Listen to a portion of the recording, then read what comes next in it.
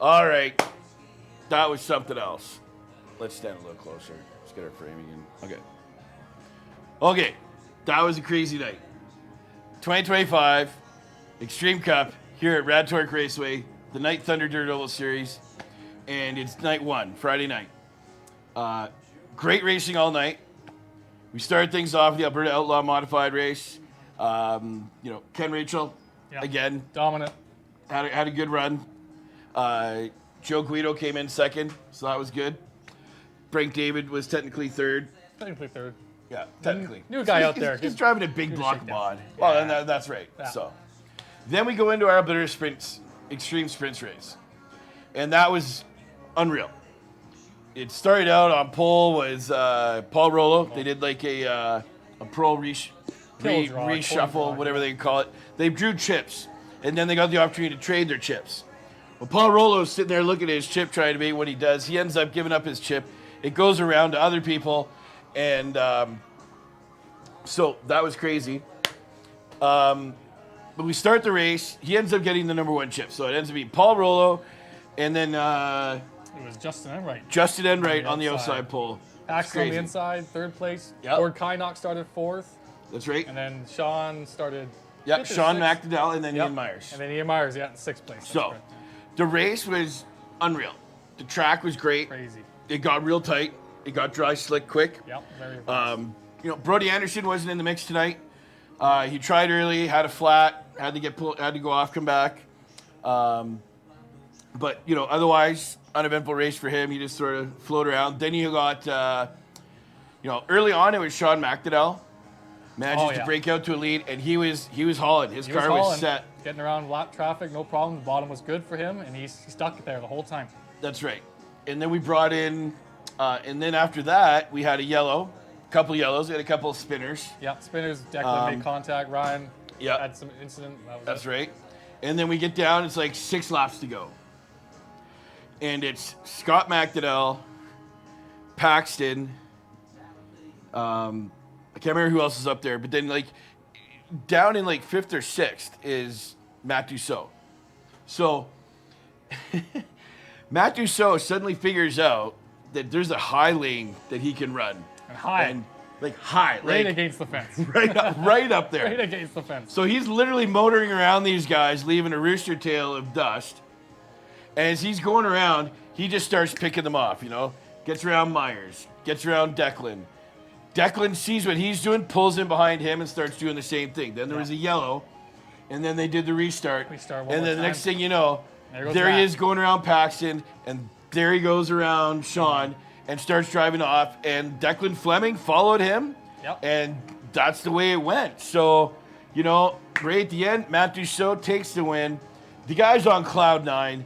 He had a rough day. Things weren't going. He had issues in the heat race. Bumped in the heat race, ended up finishing lower, nearly back, and But pulls it off. So, congratulations out to Matt Dussault. He's win night one of the Extreme Cup. Took home the big check down there. Yeah. Well deserved. Not everybody can go to the top like that. He was the lone wolf. He kind of started it. He was trying to make it work the whole race, and it came in for him. He dominated. Guys followed him up there as soon as they figured out this was the fast line. And Declan. He even came down once after he got the lead to go low in one and two. He lost ground, and he went right back up to the high side where he had been the whole race, and I think that was a smart decision. Just stick with what you know and what was working, and it totally worked for him. So, and right behind him, Declan Fleming doing the same thing. Same thing, yeah. And Declan not running his normal number 7 number. He was ran the 49 number, tonight. Which is what Pat Beck, ran on his car. Pat Beck, a great, sponsor, supporter of dirt racing and racing in general out here. He was one of the original 10 founders of this track here. So Declan running that number in honor of Pat Beck, prominent Dewar Lakeland sponsorship on the car. So that was great. And, Matt Dussault, same thing, supported by Pat Beck. So, Pat Beck up there, his hand on those two guys at the end, showing them to run the high line. They followed along, right? And it was a 1-2. So it was great. So that race ran well. Mini stock race, it was Terry Bedford, and then, Chase Tom second. Then we ran our hobby stock race, which was crazy. That race was nuts. ends up at the last half. You know, Benoit Lemieux was like leading a lot of the race. Dominant, yep. Very dominant. He was way ahead, yep. I was like, man, did he shave the beard? Because I'm busting his chops on the start line. Like, you got to shave that beard, man. You're not winning races. Trevor's walking away with this, right? So Benoit's like dominating, and then like the last 4 laps, right? Trevor just slowly chunked away the lead, reeled him back in, and then as they go into turn 3 and 4, Trevor just manages to get past him. And it was literally a fender at the line. Oh, yeah. It was a fender that gave him that win. Trevor's car just had more grip near the end. Ben was getting loose out Yeah. of turn 4. He couldn't hold the line. And Trevor just held the line and just gave it as much power as he could. And he had the grip to just go right underneath the 14, and the 14 couldn't do anything about it. It was a great night for that. So the hobby stock race, that finished. You know, Dwayne did a rollover in the 13 car. Friend Dwayne Scott from Lamont made the trip out here. Unfortunately, a bit of a sad end with a full rollover on the front stretch. But hopefully he's okay. Might be a little bit shaken up, but I think he'll be all right.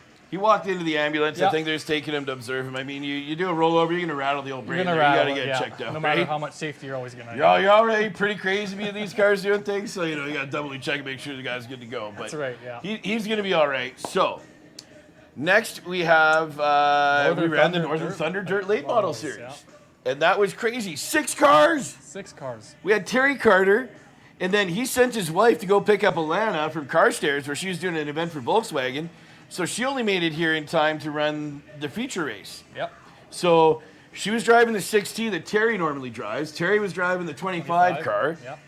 And then you had Mike Tom in the 55. You had Jeff Reed in the 4. You had new guy Tyler Stariuela driving the 84. And then you had Brian Strachan in the 66. So we had a great late model race.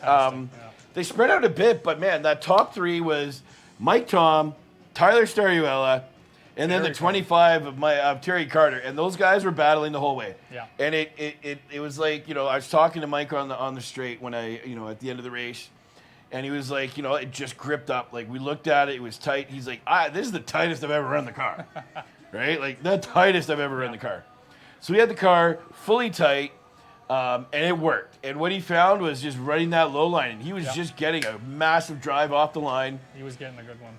Terry tried the top. He couldn't make it work, but that was also fun for everyone else to watch. It wasn't follow the leader. You had top side to low side. Terry tried to make it work. He did a couple laps. He got him at the line, took the lead, but then he just couldn't. He was getting drifting up right towards the wall in turn 2, had to let off, and Mike would just roar right by on that bottom line. That's right. A lot of grip. And then you've got, and then you had Tyler, who was like on Mike's, right on the back of Mike the whole time. Right on the bumper the whole time. He spun out, he got so tight, and spun out, in turn 3 and 4. So so he got so tight, in there that he spun out. And when he spun out, then, we yellow, bunch everybody back up. But, Tyler came from the back, came back, and I think he finished third. Second. He finished second. His car was really good on the bottom too, and he got around Terry with 2 laps to go there on the bottom side. That's right. So, hey, great night of racing. Great night. We're not going to get the 600s in tonight. We're going to run them tomorrow. But make sure you come check us out for day 2 here at Rad Torque for the 2025 Alberta Extreme Cup. Have a great night, everybody. Here we go.